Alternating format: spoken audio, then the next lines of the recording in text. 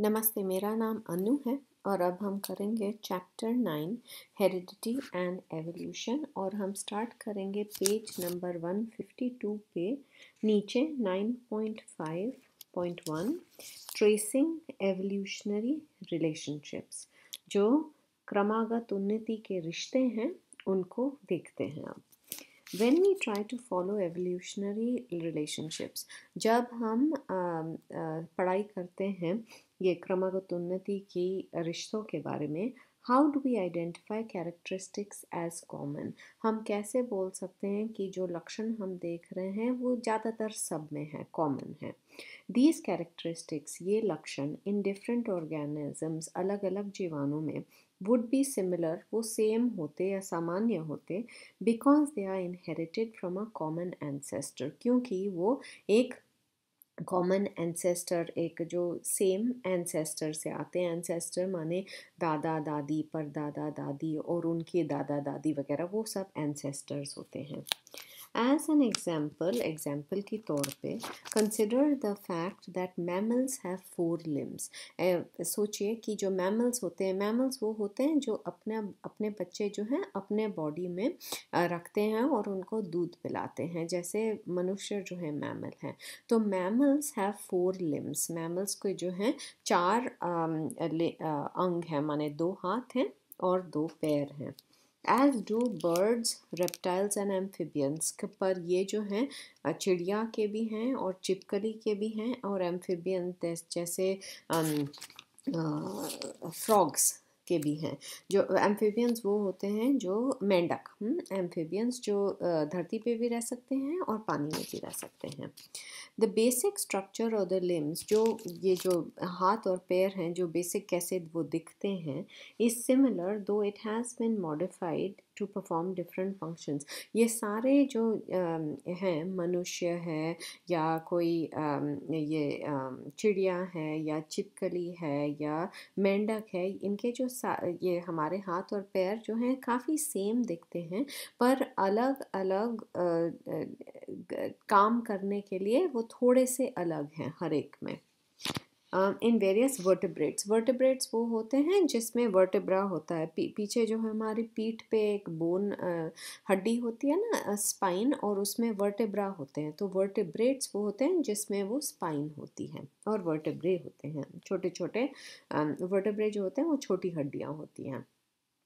सच अ homologous relationship, ये जो मुताबिक कैरेक्टरिस्टिक लक्षण है, helps to identify an evolutionary relationship, इससे पता लग जाए है कि क्रमागत उन्नति में रिश्ते के बारे में बिटवीन अपेरेंटली डिफरेंट स्पीसीज। तो हमारा कनेक्शन मेंढक से क्या है, हमारा कनेक्शन छिपकली से क्या है, ये पता लगता है। ये जो कॉमन माने हमारे बाजू काफ़ी सेम है, सो इससे पता लगता है। However, all similarities, परंतु सब जो सामान्य है, simply in organ shape are not necessarily because of common ancestry. ये जो अंग का जो शेप है, माने कैसे है अंग, हाँ, आर नॉट, सब जो है कॉमन एंसेस्टर से नहीं आता है, सामान्य वंश से नहीं आता है, माने दादा परदादा वगैरह से नहीं आता है। What would we think about the wings? हम क्या सोचेंगे पंखों, विंग्स के बारे में, ऑफ बर्ड्स, चिड़िया, एंड बैट्स, चमागदाद जो गुफा में रहते हैं, है ना, बैट्स, वो उनके बारे में, जो उनके पंख हैं, क्या सोचेंगे। फॉर एग्जाम्पल के तौर पे, birds and bats have wings, जो चिड़िया हैं और चमागदाद हैं उनके पंख हैं, बट स्क्विरल्स जो गिलहरी है एंड लिजर्ड्स जो छिपकली है, डू नॉट, उनके नहीं हैं पंख। So are birds and bats more closely related, तो चमागदाद और चिड़िया वो ज़्यादातर क्लोज रिश्तेदार हैं, ना कि छिपकली और गिलहरी। Before we jump to this conclusion, ये हम नतीजे से पे पहुंचने से पहले, let us look at the wings of the birds and bats more closely, हम ठीक से देखते हैं जो पंख हैं चिड़िया के और चमागदाद के।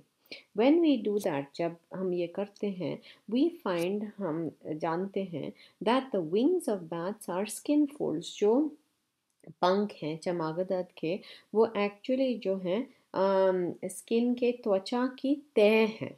फोल्ड्स आर तह, जैसे हम कपड़े तय करते हैं ऐसे उनके बीच में ऐसे स्किन के फोल्ड्स होते हैं चमागदड़ में।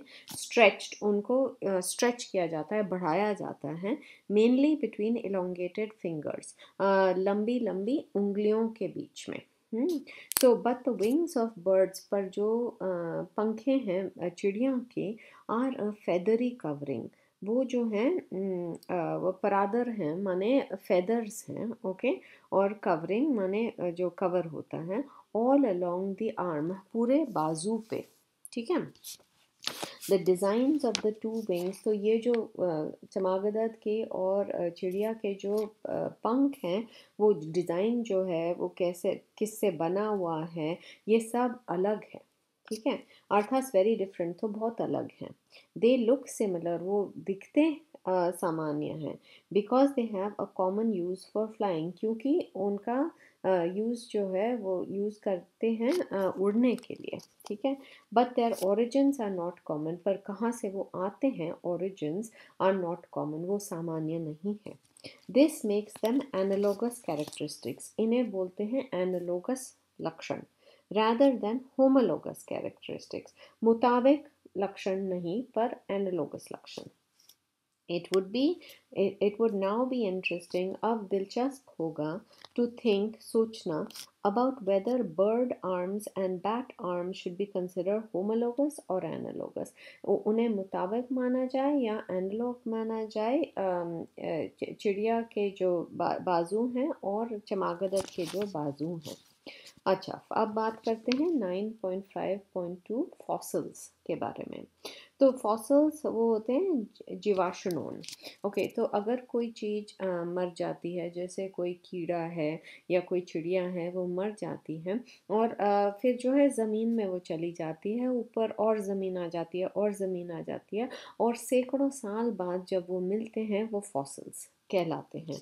सच स्टडीज़ ऑफ ऑर्गन स्ट्रक्चर, अंग की जो स्ट्रक्चर है ऑर्गन की, जब हम इसके बारे में पढ़ाई करते हैं, can be done not only on current species but also on species that are no longer alive, तो जब जाति अब जी रही हैं उनके बारे में कर सकते हैं, और also वो जो अब नहीं जीवित हैं वो जाति।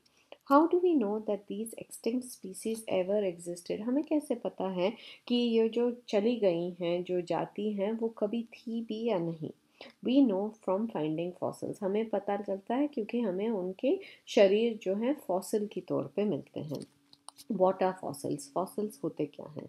Usually when organisms, चाहे जब कुछ भी जीवाणु या जाति जो है मरती है, their bodies will be decomposed, वो उनकी जो बॉडीज़ हैं, उनकी जो शरीर है वो घुल जाता है ज़मीन में, एंड बी लॉस्ट, खो जाता है।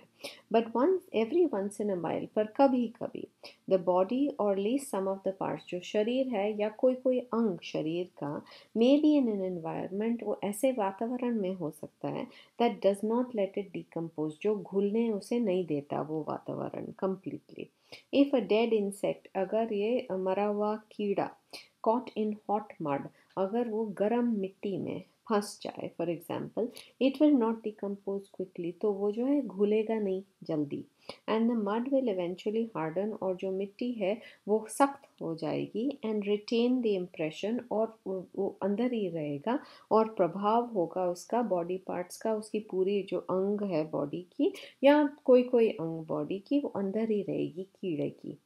ऑल सच प्रिजर्व ट्रेसेस, ऐसे संरक्षित निशान जो हैं, ट्रेसेस ऑफ लिविंग ऑर्गेनिजम्स, जीवाणु के जब वो जीवित थे, आर कॉल्ड फॉसिल्स। तो अगर ऐसे वो रहेंगे मिट्टी में और बाद में मिलेंगे, उन्हें फॉसिल्स कहते हैं। शरीर के अंग मिल सकते हैं या पूरा भी मिल सकता है। अब यहाँ ड्राइंग कर दी गई है, या फॉसिल है पेड़ का, अच्छा, फिर ये फॉसिल है स्नेल का, फिर दूसरे ऐसे अलग अलग फॉसिल्स हैं। डायनासोर का लास्ट वाला है, फिर फिश का है, मछली का। ओके, फिर अगले पेज पे, how do we know how old the fossils are. हमें पता कैसे लगेगा कि उम्र क्या है ये फॉसिल्स की। There are two components to this estimation. दो बात हैं जिससे हमें पता लगता है। One is relative. रिलेटिव समझाते हैं। If we dig into the earth, अगर हम धरती में जाके गड्ढा खोदेंगे एंड स्टार्ट फाइंडिंग फॉसिल्स, और हमें फॉसिल्स मिले, it is reasonable to suppose that the fossils we find closer to the surface. तो जब हम पहले गड्ढा बना रहे हैं, अगर पहले फॉसिल्स मिलेंगे और बाद में और फॉसिल्स मिलेंगे, तो जो पहले वाले हैं वो पहले मरे हैं, तो ज़्यादा रिसेंट हैं, तो वो पता लगेगा।